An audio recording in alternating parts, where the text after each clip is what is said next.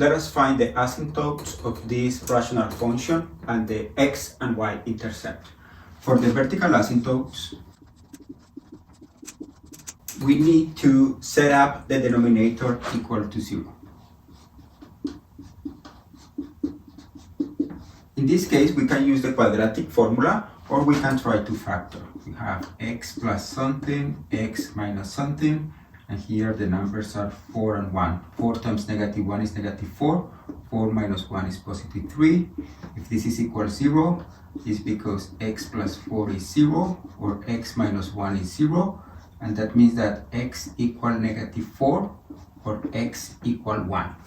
We can see that these are indeed vertical asymptotes, because when I replace negative 4 in the numerator, I get 16 minus 4, which is 12, is not 0. And if I replace x equal 1 in the numerator, I get negative 3, which is not 0. When you have 0 over 0, that means that this expression can be simplified, but this is not the case. Then we have that these are the vertical asymptotes.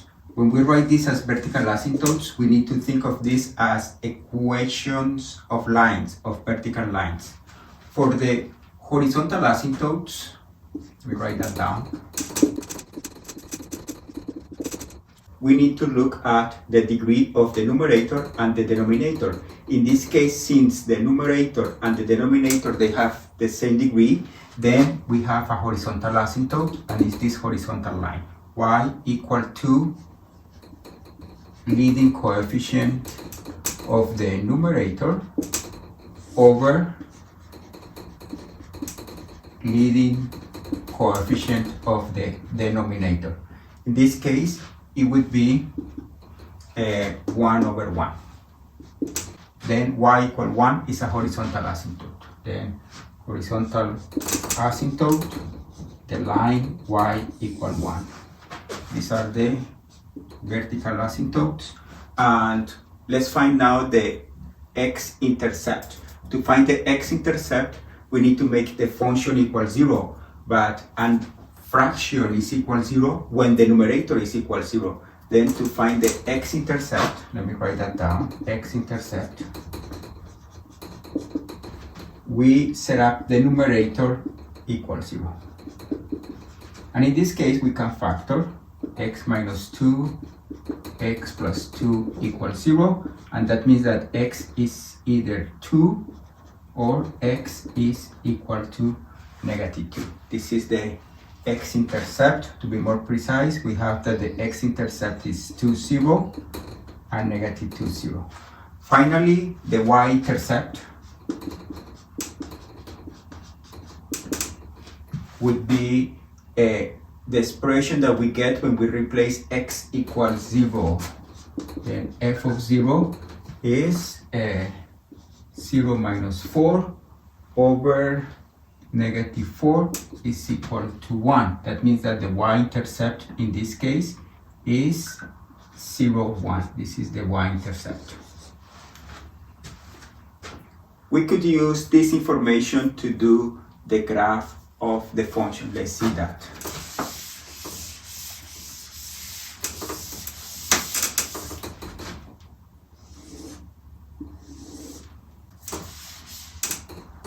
We have that x equal negative 4 is a vertical asymptote. X equal 1 is a vertical asymptote. And the horizontal asymptote is y equal 1. And the y-intercept is 0, 1.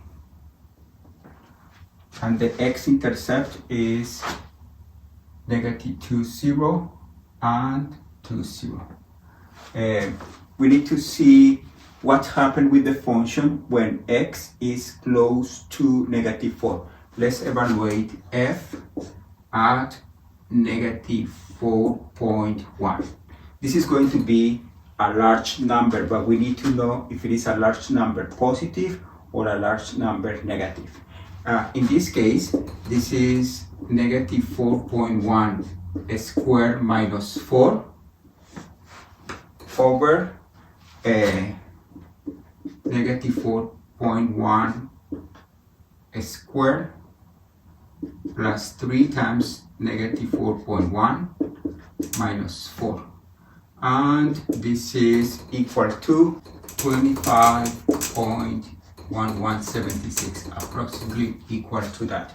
That means that when we are close to negative 4 on the left, this is a big number. Now, what happened when we are close to negative 4, a little bit to the right? Let's pick negative 3.9. When we replace here negative 3.9 squared minus 4 over negative 3.9 squared plus 3 times negative 3.9 minus 4, we get approximately equal to negative 22.88. That means that when x is close to negative 4, a little bit to the right, the values of f of x are large and negative. We can do the same to see what happened when we are close to 1. If we evaluate f of 1.1, we can see that this is approximately equal to negative 5.47. And that means that when we are close to 1.1, the values are negative and large. And if we take like f of 0.9, doing something similar to what we did here, we get that this is close to 6.5. That means that when we are close to negative 1, but a little bit to the left, like 0.9, this is going to be large and positive.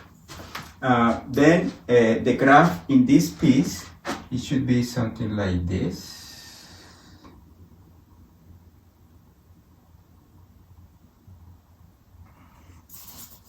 There is no crossing with a vertical asymptote. Notice that there can be crossing with a horizontal asymptote. And actually here, if we pick x to be a large number, we're going to see that we're going to be a little bit down here. Then the graph should be something like this. And here it should be something like this. This is the horizontal asymptote, vertical asymptote, and this is the sketch of the graph of that function.